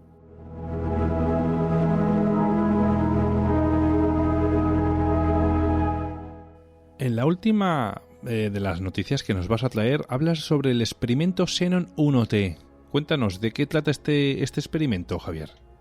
Pues sí, mira, una misteriosa señal parece que ha aparecido en este experimento, que es extremadamente sensible y que busca, parece ser, materia oscura, ¿no? Tras más de un año tratando de los científicos, tratando de convencerse de que lo que estaban observando era una especie de ruido, ¿no? Unas lucecitas que tiene el proyecto, que ahora un poco más adelante lo voy a explicar cuando lo desarrolle más. Los científicos creen que podrían haber encontrado algo nuevo, ¿no? Estos científicos que están detrás del experimento de materia oscura, que se llama, como bien has dicho, Xenon 1T, informan hoy en día de que el resultado de una búsqueda a través de sus datos de partículas que interactúan con otros electrones en su medio de detección han detectado ciertas cosas, evidencias de un exceso, o digamos que ellos tenían predicho en su modelo estándar de física de partículas una serie de interacciones y de repente ese número pues se ha disparado. No saben exactamente qué está causando la señal, pero podría ser un evento raro o incluso podría ser un evento mundano, ¿no? Lo que pasa es que sí que es verdad que podría ser evidencia de algún otro fenómeno físico que hasta hoy en día es desconocido. La entrevista que hizo al medio Gizmodo Laura Baudis, que es astrofísica de partículas de la Universidad de Zúrich, explicó que el día que lo descubrieron se quedaron despiertos hasta altas horas de la madrugada, ella junto con varios compatriotas de la Universidad de Chicago y de la Universidad de California de San Diego, para poder completar un primer análisis, ¿no? El Xenon 1T es un experimento, no es una especie, es un experimento que básicamente, ¿no? Así a grosso modo y explicándolo para que nos entienda todo el mundo, digamos que es un contenedor, por llamarlo de alguna forma, que contiene alrededor de 3 toneladas métricas y media de este elemento, ¿no? Del xenón. Y está enterrado en las profundidades de una montaña en el Laboratorio Nacional del Gran Sasso, en Italia. Y ha ido recopilando datos de 2016 a 2018. El experimento está a la espera, ¿no? Digamos que su función es esperar a que ciertas partículas que apenas interactúan con la materia hagan acto de presencia, ¿no? Lo que pasa cuando estas partículas chocan, causan, digamos, un ligero golpe, ¿no? En esos núcleos de xenón o en los electrones que tiene dentro, y lo que hace es que libera pequeños destellos de luz que son detectados por los sensores que tiene en las paredes este experimento. Pues bien, los científicos que cooperan en xenón esperan descubrir la verdadera identidad de la materia oscura, eso es a lo que está destinado este experimento, y el misterio cuya gravedad parece servir como como ya hemos hablado varias veces de la materia oscura, ¿no?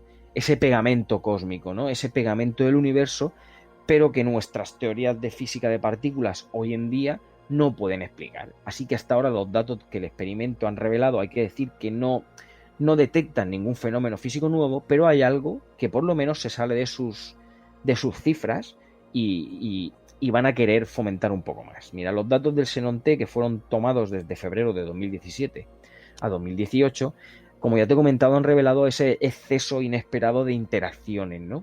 Con estos electrones de xenón. Ellos tenían planeados o estipulados, ¿no? 232 eventos y parece que han llegado casi a 300, 280 y pico, no recuerdo exactamente el número, según el documento que han publicado ellos mismos hace unas semanas en su propio sitio web Xenon 1T.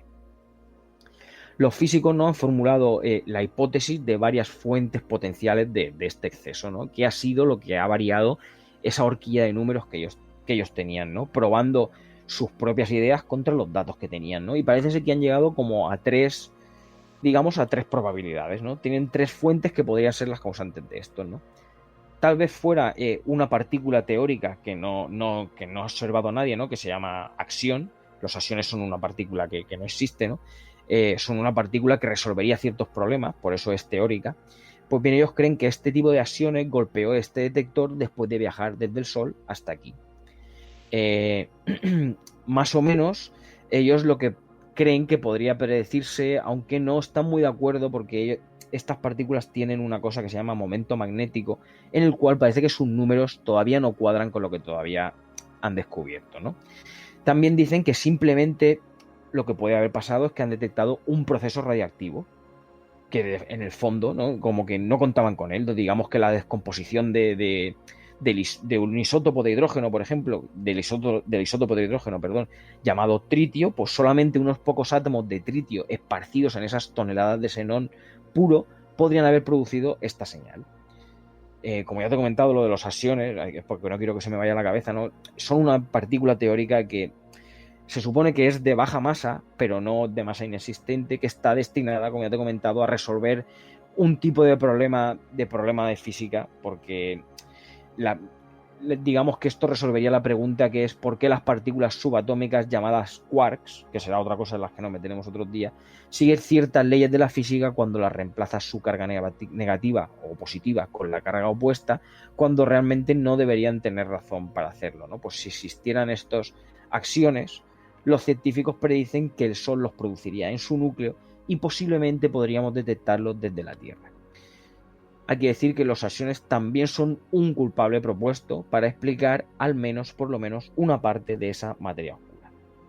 Estos axiones solares, que todo esto que estamos hablando es teórico, hay que decir que esto no está comprobado. Estos axiones solares pasan por el detector y se parecerían más a las señales que observan los investigadores. Ellos le dan un baremo que se llama significado 3,5 sigma, ¿no? Lo que sería más o menos traducido a números que podamos entender que existe cerca de un 100%, o sea, hablamos de un 99,98% de posibilidades de que esta señal que han observado, no haya sido causada por procesos físicos que sean comunes, que sean típicos. Sin embargo, la introducción, si ellos meten en esta variante esa desintegración del tritio, como te he comentado antes, como otro proceso, otro más, aparte de estos axiones, la importancia disminuye a 2 sigma, que eso es una medida que tienen ellos para calcular las probabilidades. Y esto sería alrededor que bajaríamos del casi 100% que te he comentado al 95% de que las interacciones físicas típicas más el tritio no causaran esa señal. Además, más datos que ellos tienen podrían eliminar fácilmente esa especie de fluctuación que tienen y que además ya lo han hecho en el pasado. Así que los físicos de partículas se esfuerzan en lograr un significado de 5 sigma, que eso sería montar una rueda de prensa para proclamar este descubrimiento. Javier Redondo, que es un físico de la Universidad de Zaragoza en España, le dijo al medio al que se hizo esta entrevista que la señal que parecía que los axiones solares pasaban por xenón 1T estaba de acuerdo, pero que sin embargo explicó que si las partículas de estos axiones, ¿no?, hipotéticamente producidas por el Sol, crearan esta señal, entonces lo que implicaría sería interacciones más fuertes de lo que la teoría predice hoy en día. Hay que decir que descubrir la verdadera causa de esta señal va a requerir muchísimo más trabajo, ¿no? Porque además ya hay una serie de experimentos similares, ¿no?, que he encontrado por ahí, como el experimento LZ en el Centro de Investigación Subterránea de Sanford, en Dakota del Sur, y otro experimento que se llama Panda X en el laboratorio subterráneo de China Jinping en Sichuan, en China. Y además que probablemente ellos van a seguir con sus propios análisis para ver si encontraran esta misma señal. Además, tengo que decirte que al poco tiempo de descubrir la noticia, a los pocos días también leí que el experimento Xenón 1T pronto va a actualizarse y va a dejar de ser Xenón 1T para ser Xenón NT. Y es porque además van a meterle más xenón, después del cual los físicos pueden y esperan repetir este análisis, y además con este nuevo xenón NT y ciertos helioscopios magnéticos solares que deberían poder detectar, eso dicen ellos, explicarían esta señal más fácilmente siempre y cuando la señal se mantenga, por supuesto. He metido un buen rollo, Víctor, pero hay que decir que así el camino de la física realmente no es así, ¿no? A veces este tipo de señales que son muy interesantes y que se encuentran en los confines de la sensibilidad de un experimento, ¿no? No ocurren con la frecuencia suficiente para que los físicos puedan reclamar un descubrimiento o seguir investigando. Si bien hay que decir que todos los que nos gusta todo este mundo, y sobre todo a los científicos, ¿no?, esperan que estas señales resulten ser una característica inexplicable del universo, ¿no?, para ir descubriendo algo más, en ocasiones hay que decir que posiblemente tan solo esa descomposición del tritio, esos, a ver cómo lo llamo, molestos átomos radioactivos, sean la explicación más sencilla y sea lo que al final pase, ¿no? Pero por el momento los físicos no saben lo que están observando y todo lo que pueden decir es que obviamente es interesante y van a seguir estudiando a ver si de verdad damos con la fórmula de ese pegamento cósmico, ¿no?, de esa materia oscura que trae tanto a los científicos y a mí ya por leer tanto sobre esto de cabeza, y nos pueden dar alguna luz sobre el asunto.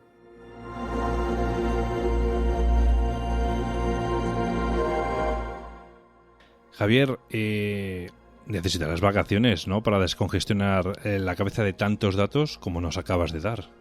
Pues hombre, está feo si te digo que sí y está feo si te digo que no. Así que voy a decirte que necesito un pequeño descanso, necesito airearme y no leerme todos los días la cantidad de información que me leo, aunque sea solo por un pequeño tramo de tiempo y echando mucho de menos todo esto que sabes que me encanta. Tienes un mes, más o menos, puedes desconectar la cabeza y demás durante el próximo mes. Es como todo, ¿no? Tendrás tus huequillos y demás para ir a hacer tu ocio y tal, porque ¿tú coges vacaciones, Javier, o continúas? No, sabes que no. Sabes que mis vacaciones laborables van a llegar en septiembre, pero hay que decir que bueno, intento desconectar un poco, sí que es verdad, pero a ti te pasará como a mí, Víctor, y al final estas cosas, pues yo qué sé, a mí me gustan tanto que al final, aunque lo intente desconectar, no consigo estar, no, ya te lo garantizo porque ya nos ha pasado en otros años anteriores, no consigo estar más de 2 o 3 días sin echar un vistazo a las noticias que me llegan. Y claro, en el momento en el que echo un vistazo a las noticias que me llegan al mail y encuentro algo que me parece interesante, pues en cuanto me doy cuenta me descubro a mí mismo ya leyendo 2 horas largas lo que había empezado solamente por un enunciado. Por eso te digo que aunque quiera, pues no consigo desconectar mucho, pero ya es por gusto, no es por otra cosa. Desde luego yo, mira, en la maleta de viaje, que al final, bueno, voy al pueblo y demás, me llevaré un par de libros que traeré para septiembre. Y la verdad que eso, que es al final, como tú bien has dicho, donde vayamos, siempre al final nos vamos llevando un poco nuestro hobby, que al final, más que hobby, casi esto yo creo que se ha convertido ya en un trabajo, porque estamos aquí semana tras semana a pico y pala. Y bueno, la verdad es que lo hacemos con sumo gusto, como bien dices, nos encanta, pero también es verdad que nos importa dedicarle todo el tiempo que nos precise, desde luego, este hobby. Así que nada, Javier, pues disfruta mucho del verano, a tu manera y como te dejen, y cuídate mucho, que en septiembre te quiero otra vez por aquí de vuelta, y como siempre te digo, sano y salvo, ¿eh? Claro que sí, sabes que para mí siempre es un placer estar aquí y que cuando acabe este verano y regreséis todos de vacaciones, entonces será cuando me iré yo. Pero no pasa absolutamente nada. Voy a seguir aquí al pie del cañón y sabes que sí, sabes que me encanta recopilar información y leer y como os digo, siempre aprendo un montón y estoy encantado. Así que nada, que paséis un buen verano tú y todos nuestros oyentes, por supuesto que sí. Nos vemos a la vuelta. Venga, pues que tengas muy buen verano. Un fuerte abrazo, Javier. Un abrazo, amigo.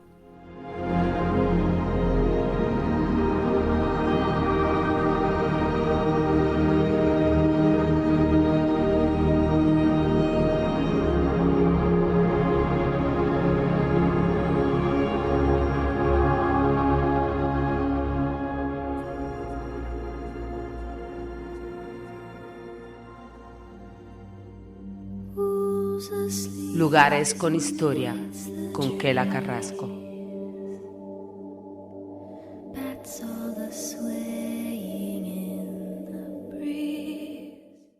Ahora llegó el momento de lugares con historia y Kela nos adelantó la semana pasada que nos iba a hablar de una isla fantasma ubicada en Japón. Una isla, cuidado, fantasma, donde tenemos edificaciones. Es una isla real, pero está abandonada. Y ahora, en unos segunditos, estoy seguro de que Kela nos desarrolla un poquito más este lugar, la historia y sus sucesos que ocurren allí, para que nos enteremos un poquillo más de qué trata esta isla y por qué es importante para que la haya traído a nuestro programa. Hola, Kela, muy buenas, ¿qué tal? Hola, muy buenas, Víctor. Pues sí, hoy traigo una isla, la isla de Hashima, que está muy cerca de la prefectura de Nagasaki, en Japón, a solo 20 kilómetros del puerto, y fue un importante motor económico de este país durante casi un siglo, una mini ciudad, como has dicho, en medio del Pacífico. Aún hoy sigue siendo una ciudad, pero con la peculiaridad de que nadie habita en ella y sus edificios están abandonados. Por eso viene lo de Isla Fantasma. También se la conoce como Gunkanjima, que en japonés significa barco de guerra, y es que vista desde lejos, tal cual parece un acorazado militar. Muy bien, ¿y por qué es esta isla? ¿Esta isla está abandonada? ¿Hay algún tipo, no sé, de radiación? ¿Algún tipo de prueba militar? ¿Por qué? ¿Cuál es su historia, Kela? Pues bueno, para contar la historia de Hashima, Primero nos tenemos que remontar al año 1885, en plena revolución industrial japonesa, cuando a la compañía Mitsubishi se le ocurre empezar a buscar carbón en el lecho marino. Así que bueno, tras perforar un par de túneles verticales de unos 190 metros de profundidad, hallan una veta en el subsuelo que coincidió estar justo al lado de esta isla. A finales del siglo XIX, principios del siglo XX, pues el carbón era el combustible que estaba en pleno auge y la compañía llegó a producir aquí hasta 410.000 toneladas de carbón al año. La isla es pequeña, tiene 480 metros de largo por 150 metros de ancho. Esto es poco más de 1 kilómetro cuadrado, pero aún así, debido sobre todo a las fáciles comunicaciones con Nagasaki, creció y se pobló. Los primeros habitantes comenzaron a llegar en 1887, un par de años después, tras el descubrimiento de esa veta de carbón, y la explotación pues no se inició hasta 1890, que fue también el mismo año en el que la compañía se hizo con la isla. Nada afectó a la economía e industria de Jashima. Con esto me refiero sobre todo a las dos grandes guerras, más bien lo contrario, porque la producción del carbón se multiplicó. Pero sí que es cierto que tras la Segunda Guerra Mundial los alimentos escasearon. Hay que tener en cuenta pues, que el abastecimiento se realizaba por mar y muchos mineros, más de 1.000, murieron por enfermedades derivadas ya no solo de afecciones pulmonares, de trabajar en las minas, sino que también de la malnutrición y las malas condiciones de trabajo, porque eran explotados. A pesar de esto, de estas muertes, el éxito económico fue una realidad que se empezó a ver materializado con la construcción del primer edificio en el año 1916, un edificio que tenía 6 alturas y estaba destinado al alojamiento para los mineros, y el edificio más alto de Jashima, que se construyó un año después, en 1917, y era y es, aunque esté abandonado, un bloque de apartamentos situado en el centro de la isla, llamado el residencial Nikkyu, de unos 50 metros de alto. Así fueron poco a poco levantando un montón de edificios de hormigón armado. Utilizaron hormigón porque es una zona muy castigada por los tifones y sobre todo también por el fuerte oleaje. De hecho, lo primero que hicieron fue amurallar toda la isla para ponerla a prueba antes de que nadie fuera a vivir a ella. Llegó a albergar a más de 6.000 habitantes en 150 edificios, no quedando ni un solo resquicio de vegetación, de hierba, árbol, nada. Era como una ciudad de cemento en mitad del mar. Y su máximo esplendor fue en la década de los años 50, cuando alcanzaron su mayor densidad poblacional. Es más, llegó a registrar la mayor de todo el mundo por kilómetro cuadrado. Y tú te preguntarás, ¿y cómo podía vivir allí toda esa gente, ¿no? ¿Qué tenían? Pues era una mini ciudad súper completa. Tenían de todo. Tenían cafeterías, restaurantes, tenían un casino, un cine-teatro, hasta 25 tiendas distintas, recreativos, colegio de primaria y de secundaria, guardería, un hotel, un hospital. Y fíjate qué curioso, ¿no? Con todo esto del COVID, el hospital tenía un sector de aislamiento en caso de enfermedades infecciosas. También tenían un gimnasio, pistas de tenis, comisaría de policía, oficina de correos y, como no, hasta un burdel.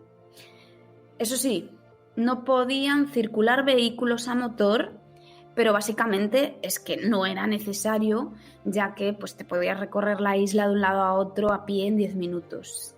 Y bueno, hay que tener en cuenta también la cultura y el estilo de vida y las construcciones japonesas, ¿no? Como son esos apartamentos tan pequeñitos, porque ellos, los apartamentos más grandes en Hashima eran los destinados a las familias de los mineros, y estos, por ejemplo, tenían 2 habitaciones de 10 metros cuadrados cada una, cocina, baños y ya está.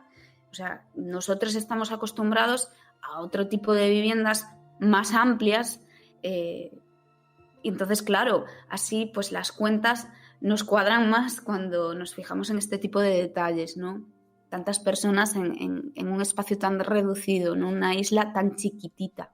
Vamos, que en definitiva esta isla contaba con todo tipo de servicios y muy, muy bien preparada para, como muchas ciudades hemos podido ver, asiáticas, que están muy preparadas para el tema de las pandemias y demás comparado con otras ciudades.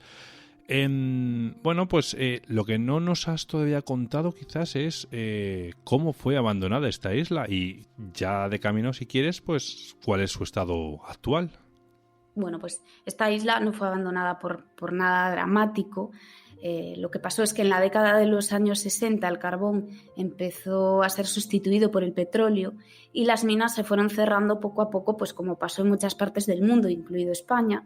Por lo tanto, la compañía Mitsubishi trasladó a algunos de sus trabajadores a otras explotaciones, y por otro lado, pues también se recortó en personal hasta que el 15 de enero de 1974 anunciaron el cierre definitivo de la mina de la isla de Hashima. 3 meses después de este anuncio fue cuando quedó totalmente abandonada. El último habitante salió de allí concretamente el 20 de abril de ese mismo año, de 1974. Con el paso del tiempo, pues parece que esa naturaleza que había desaparecido poco a poco recobró vida y volvió a apropiarse de su tierra, de los edificios y estructuras de hormigón, y lo cierto es que casi abandonada, comida por la vegetación, es todo un espectáculo visual, y para los amantes del urbex y los lugares abandonados, un sueño poder recorrerla. Como la población se fue de allí de manera un tanto repentina, muchos dejaron enseres, muebles y cosas que quedaron olvidadas y como congeladas por el paso del tiempo.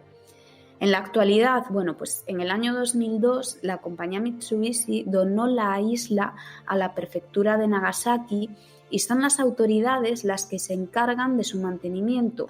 Una serie de científicos, arquitectos e ingenieros, entre otros profesionales, estudian y controlan esas estructuras que tristemente corren riesgo de derrumbe. También se estudia el impacto de la ausencia de seres humanos sobre el medio ambiente, ¿no? Cómo esa vegetación se vuelve a regenerar por sí sola.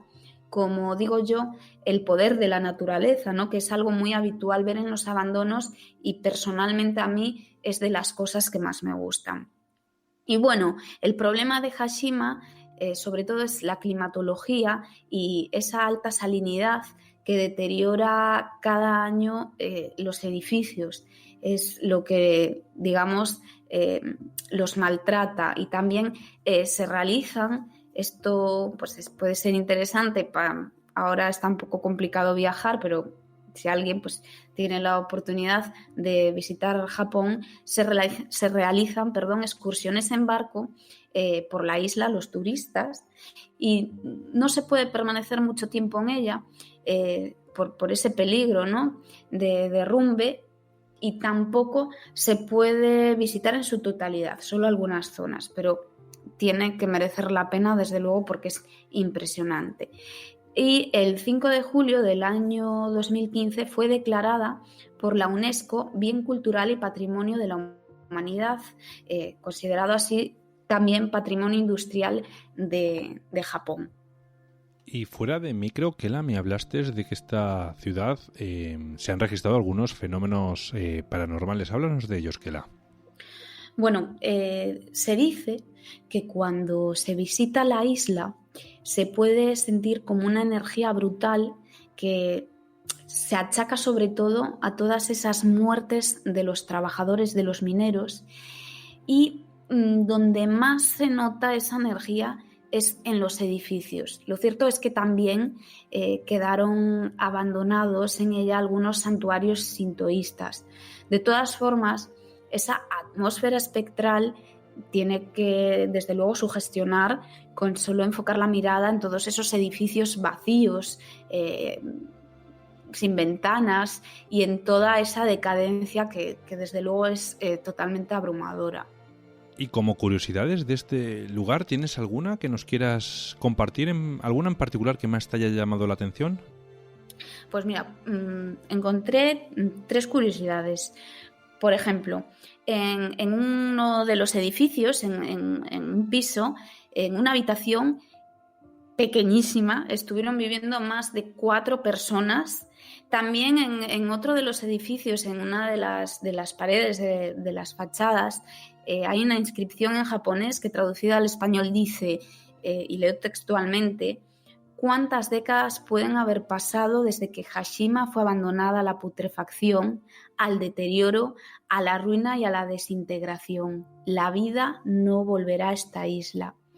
Y otra curiosidad que yo no sé si tú la has visto, yo no tuve el placer de verla, pero es que ahora quiero verla simplemente por esto, y es que Skyfall de James Bond 007 del James Bond Daniel Craig, la peli, que protagonizó Javier Bardem, que dio vida al malo Silva, pues parte de esta película se rodó en la isla de Hashima. De hecho, era la base de Javier Bardem, del villano.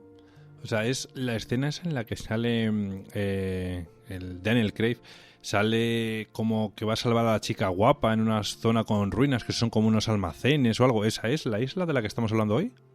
Unos edificios así como muy altos, grises. Eso sí, es, como medio derrumbado todo y tal, así. Sí, pues esa es la isla de Hashima. Yo no tuve el placer de ver Skyfall, pero sí que es verdad que a raíz de esto dije, pues ahora la quiero ver.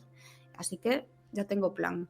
Desde luego. Oye, la película merece la pena. Yo la he visto. Bueno, entiéndeme, como todas las de James Bond, te esperas a un espía que es lo más parecido a un personaje casi de Marvel, que sin superpoderes hace pilguerías, desde luego. Bueno, pues nada, pues qué interesante el lugar este que nos has traído hoy, y sobre todo interesante porque es el último lugar que nos traes de la segunda temporada. Porque con este ya terminamos la segunda temporada y nos vamos ya de vacaciones.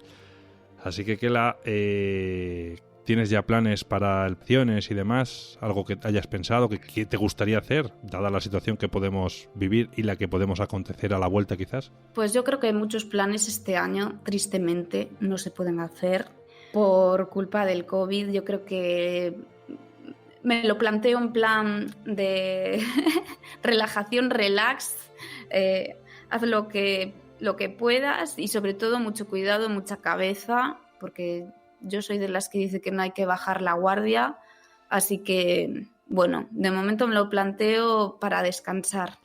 Pues yo creo que es una sabia elección, desde luego. Anda que no quedan veranos para poder volver a disfrutar de esas vacaciones tan ansiadas, de esa playa, de esa montaña, de lo que más nos guste, desde luego.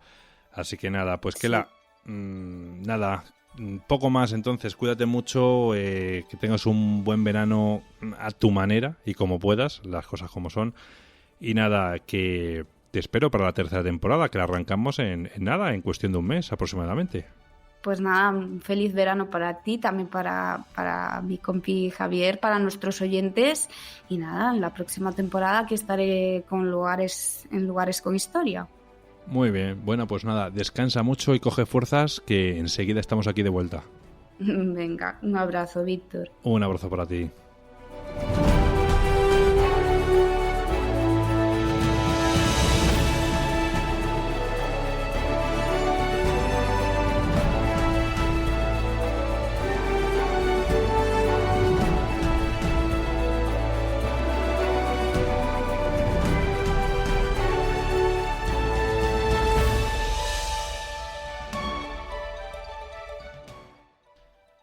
Como ya habéis venido escuchando a lo largo del programa, el equipo de Misterioso Universo en la Red se marcha de vacaciones poniendo fin a la segunda temporada. Os quiero dar las gracias de verdad por estar ahí cada semana escuchándonos durante todo el año. Gracias por vuestros apoyos en las distintas redes sociales y en las plataformas donde distribuimos nuestro contenido. A todos vosotros, amigos de Misterioso Universo en la Red, mil gracias de todo corazón. Los siguientes programas que emitiremos a lo largo del mes de agosto consistirán todos en especiales. Quienes nos habéis venido escuchando desde hace por lo menos unos 4 o 5 meses, os habréis empezado a familiarizar con ese tipo de formato, ¿no? Bueno, pues en este caso traemos a personas que, nos desarrollan un tema en particular y hemos elegido unos muy suculentos y que creemos que son bastante interesantes para vosotros. Así que espero que os guste el contenido que os hemos elegido para estas vacaciones. Y antes de marcharnos, como siempre, me gusta recordaros las formas de contacto del programa. A ver, en Twitter nos podéis encontrar como @universored, nos podéis hacer llegar un email a través de misteriosouniversored@gmail.com. El Facebook lo vais a poder encontrar con el mismo nombre del programa. El teléfono del WhatsApp es el 689 80 96 32. Os recuerdo, como siempre, añadir el +34 si vivís fuera de España. Y también podéis uniros al grupo de Telegram que vais a encontrar en la descripción.